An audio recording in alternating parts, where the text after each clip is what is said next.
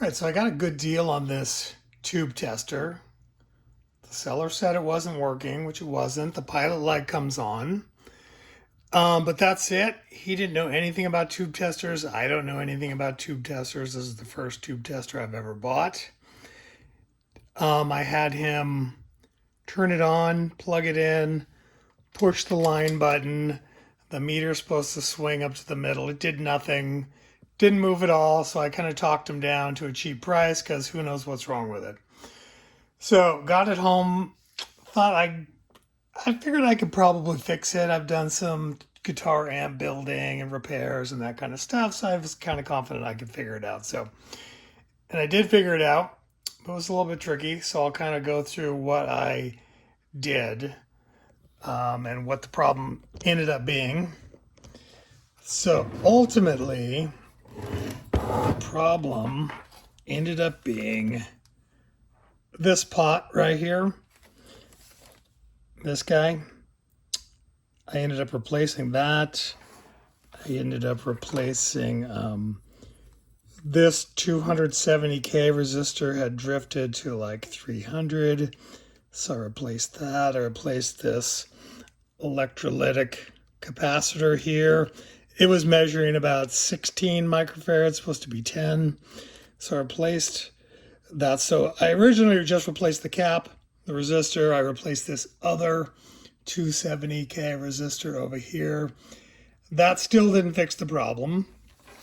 Then I went through and basically cleaned everything, deoxid all the switches. I opened up these pots.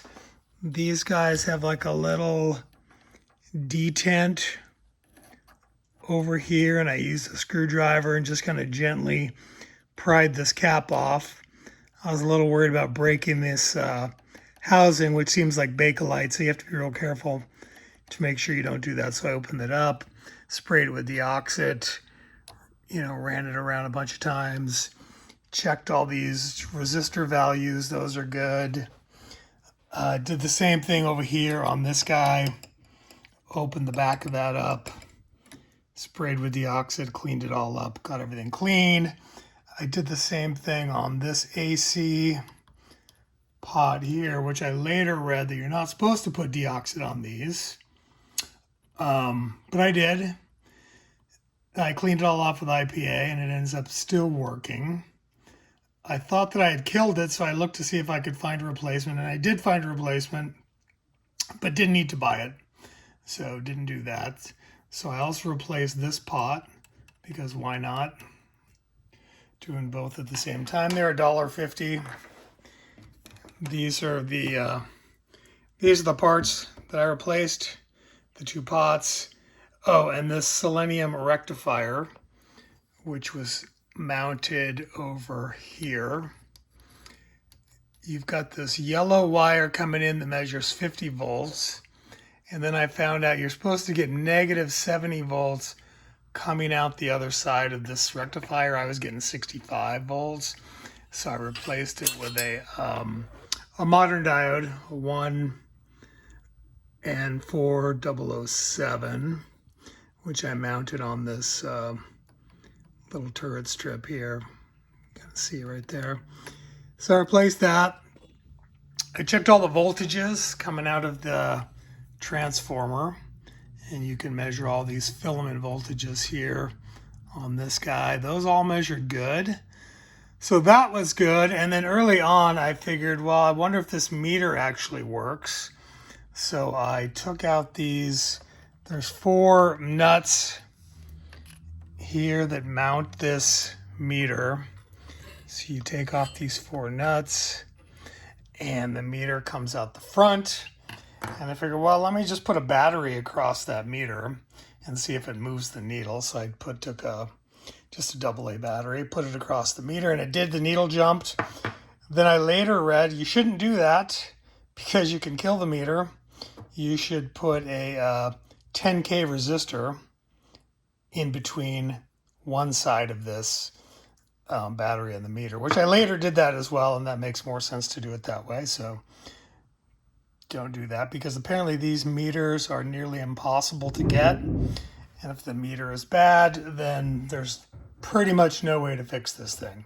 So luckily this thing had a good transformer, had a good meter, sprayed deoxit on everything, lubed up all these push button switches so everything moves pretty well, checked all the, cleaned everything up. Oh, and I also checked these resistor values here, which are really low, but this one is like 3.57, this one's 10.7. I checked all these, and these were off a little bit. These were off like 10%, so I put another resistor in parallel to bring it to 3.57. I did the same on this one. This one was good. This one was good, and then I replaced the 683 ohm resistor with a modern resistor. It's only 1/4 watt versus 1/2 watt, but it seems that it doesn't carry very much current, so I think the 1/4 watt is fine. And it turns out that you can measure those resistances directly if you put all the levers to 6. Put all the levers to 6, and the V and the S, put all the levers up like that, and it takes those resistors out of circuit, and then you can measure those directly. I saw another video where you had to kind of calculate the parallel resistors to get the resistor value, but I found you didn't have to do that. Just put them all like that, and you're good to go. I think that's everything that I did. I did find, now if you're new to these tube testers like I am, I have found through reading through a bunch of forums and that the settings are all over the place.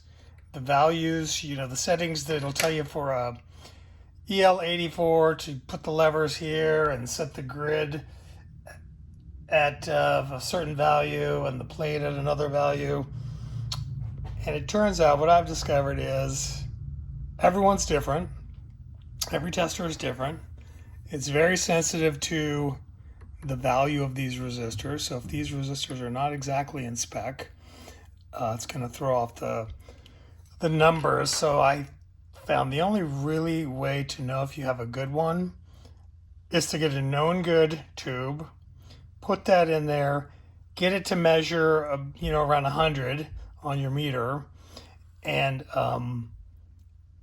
that's your known good, and then compare everything else to that. So it's good at comparing one tube to another, but don't count on the absolute value of the reading to be reliable, because it's not. It's not reliable. They're very squirrely numbers. So there's some really good information out there. I'll put some links in the description below. A lot of this information I found kind of after the fact, or when I was already pretty deep into fixing this thing. There's this 4water.com.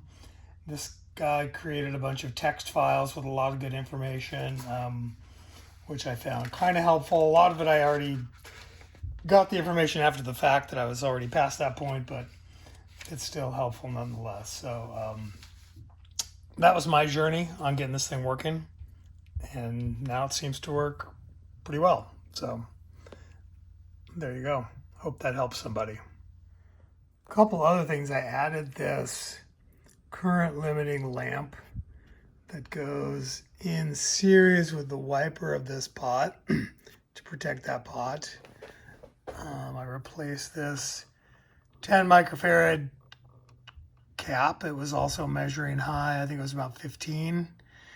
And I added these diodes across the meter to protect from over voltage, which was suggested in that 4Waters document.